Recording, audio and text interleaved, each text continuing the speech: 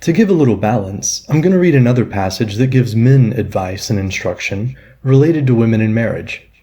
It says, "He who wishes to marry ought to take for a wife one whose fortune is comfortable to his own, neither above nor beneath, but of equal property. Those who marry a woman above their condition have to contend for the mastership, for the wife, surpassing her husband in wealth and lineage, wishes to rule over him, but he considers it to be unworthy of him and unnatural to submit to his wife. But those who marry a wife beneath their condition subvert the dignity and reputation of their family. One should imitate the musician, who, having learned the proper tone of his voice, moderates it so as to be neither sharp nor flat, nor broken nor strident. So wedlock should be adjusted to the tone of the soul, so that the husband and wife may accord, not only in prosperity, but also in adversity. The husband should be his wife's regulator, master, and preceptor. Regulator, in paying diligent attention to his wife's affairs. Master, in governing and exercising authority over her.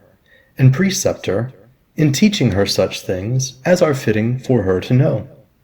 This will be specially affected by him who, directing his attention to worthy parents, from their family marries a virgin in the flower of her youth.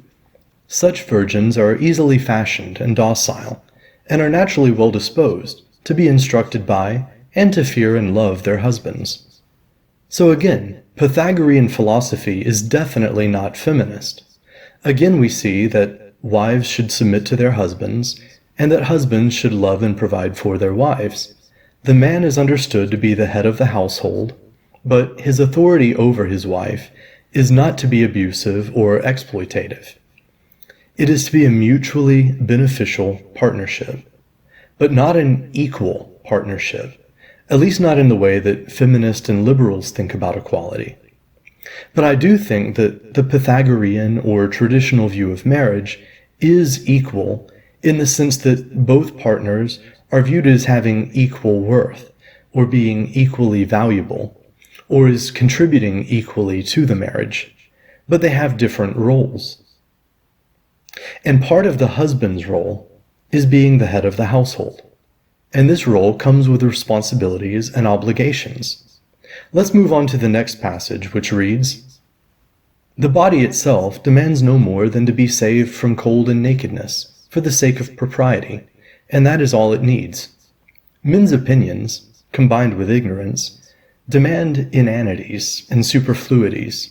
No woman should be decorated with gold, nor with gems from India or any other country, nor plait her hair artistically, nor be perfumed with Arabian perfumes, nor paint her face so that it may become more white or more red, nor give a dark tinge to her eyebrows and her eyes, nor artificially dye her gray hair, nor bathe continually. A woman of this sort is hunting a spectator of female intemperance. The beauty produced by thoughtfulness, and not by these particulars, pleases women that are well born. Neither should she consider it necessary to be noble, rich, to be born in a great city, have glory, and the friendship of renowned or royal men. The presence of such should not cause her any annoyance, but should they be absent, she should not regret them. Their absence will not hinder the prudent woman from living properly. Her soul should not anxiously dream about them, but ignore them." So we can see what Pythagoras thought about makeup and jewelry. We can also see what he thought about gold diggers.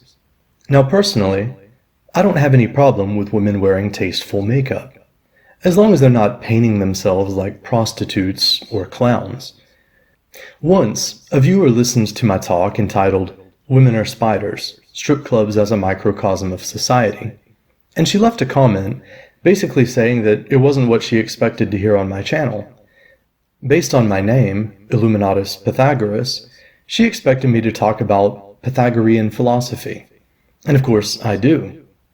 And I consider that video to be very much in alignment with Pythagorean philosophy. The social critique I give is one that Pythagoras himself might give if he reincarnated into the modern world. I believe he would be absolutely appalled by the way women paint themselves up and dress like whores in order to arouse lust in men, so that they might exploit them financially. I think he would absolutely condemn female hypergamy, and would speak quite harshly about gold-digging whores. And yes, Pythagoras had a sharp tongue at times. He once reportedly rebuked a young man so severely that the young man committed suicide. After hearing of this, of course, Pythagoras felt absolutely horrible about it, and resolved to be more cautious with his words from then on. And I try not to be too harsh in my speech either. But based on what I've read of him, he was fairly blunt, and spoke the truth, whether the truth might be offensive to some people or not. His school would not have been a safe space for snowflakes. But I want to point out that he speaks out against hypergamous men as well as hypergamous women.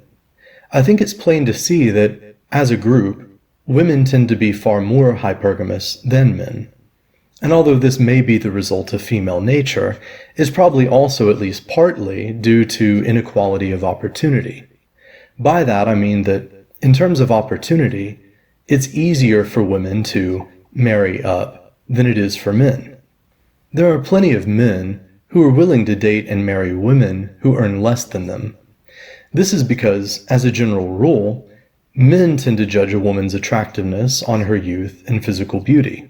But women, as a general rule, tend to judge a man's attractiveness based on his socioeconomic status, to a far greater degree.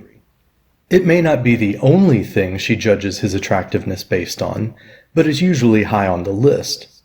She may want a man who has other qualities, but very often she will want a man who is successful and who also has those other attractive traits. Just like men may care about more than just a woman's beauty, he may want a woman who is intelligent and kind and so on. But probably he will want a woman he is physically attracted to who is also intelligent, kind, and so on. So we can see from this passage that the Pythagoreans were critical of hypergamy and thought that people should marry within their class. I don't interpret this passage as promoting any kind of caste system or social hierarchy. I think the Pythagoreans believed in a meritocratic society, where people could climb the socioeconomic ladder through their own efforts, based on their own talents and abilities.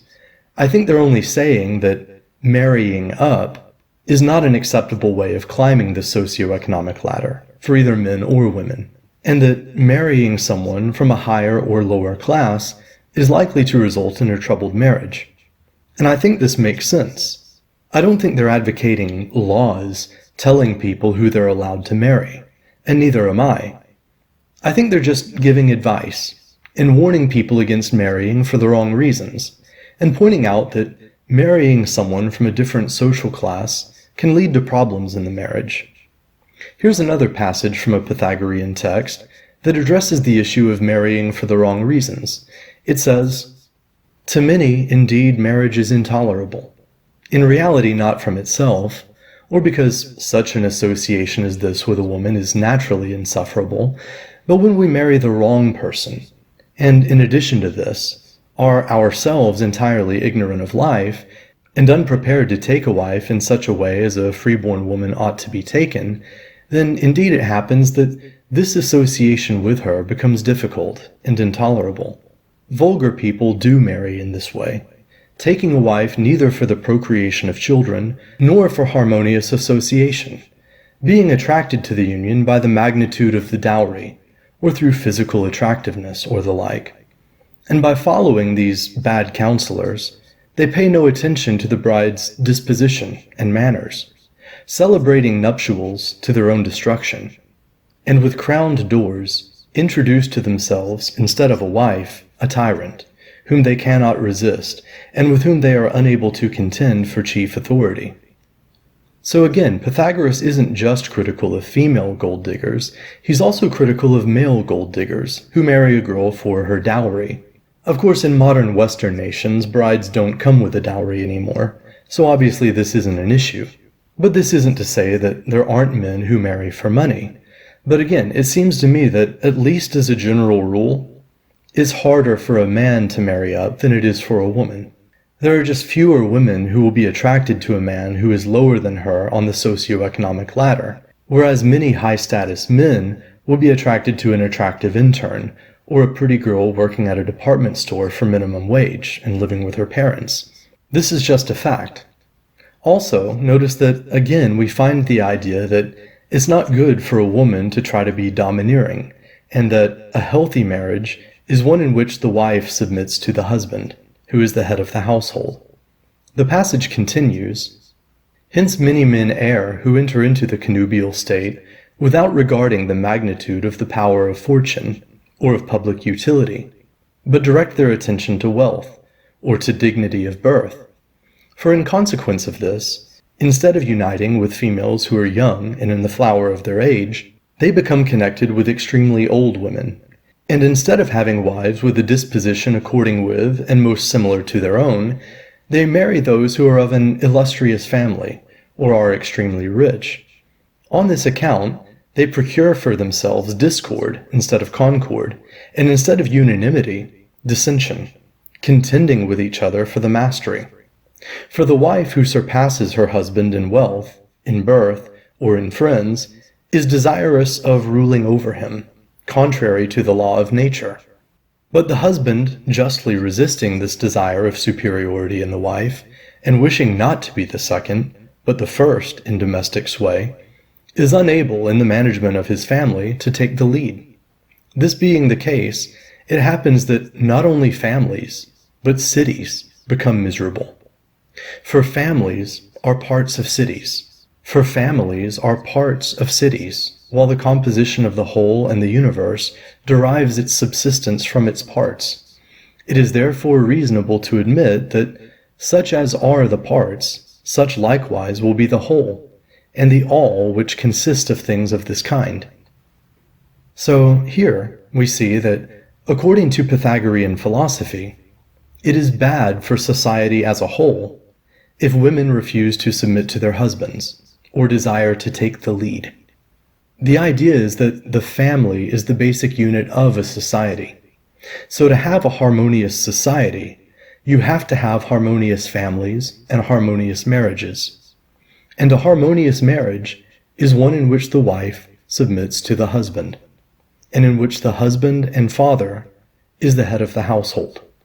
So is Pythagoras a feminist? Is he against the patriarchy? Definitely not. According to Pythagorean philosophy, as we can see in the former passage, Pythagoras would very much agree with Milo Yiannopoulos that feminism is cancer. It causes cities to become miserable. It's hard to know what Pythagoras would say about MGTOW.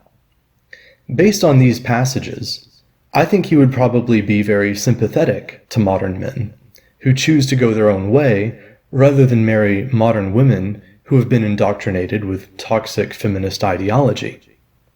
I definitely see Pythagorean philosophy as being anti-feminist, but not necessarily MGTOW. Unquestionably, Pythagoras believed in traditional marriage and traditional gender roles. So I think he would encourage men to avoid the wrong women and not to marry a feminist or a liberal, but I think he would urge them not to walk away from marriage altogether. Then again, considering our current laws and the way our family courts operate, I personally do believe that Pythagoras would support the MGTOW movement as a tactic. Essentially men going on strike and protesting against the current mess that feminism has made of modern marriage and modern families. And modern marriage is a bad deal for men.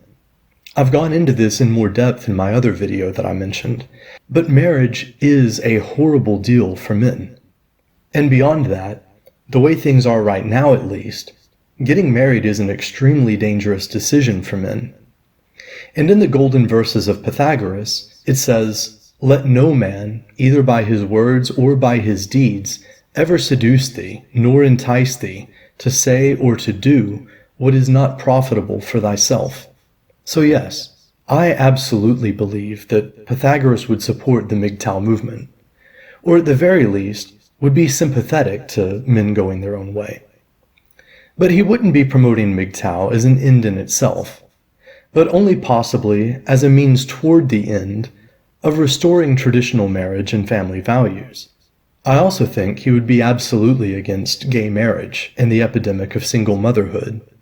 Another passage reads, "The Pythagoreans forbade entirely intercourse that was unnatural or resulting from wanton insolence, allowing only the natural and temperate forms which occur in the course of chaste and recognized procreation of children." Homosexuality is unnatural. It clearly isn't what nature created the sex organs for, and it most certainly doesn't result in the procreation of children. This passage is pretty clear. I don't know if the Pythagoreans would have supported making homosexuality a crime. I personally don't think they would, and I personally wouldn't support that. I think the idea isn't that homosexuality should be criminalized or punished, or that homosexuals should be persecuted, but that in a healthy society, marriage between one man and one woman is encouraged and promoted as the norm. Personally, I think that homosexuality should be quietly tolerated, as long as it's kept private, but it shouldn't be normalized or promoted.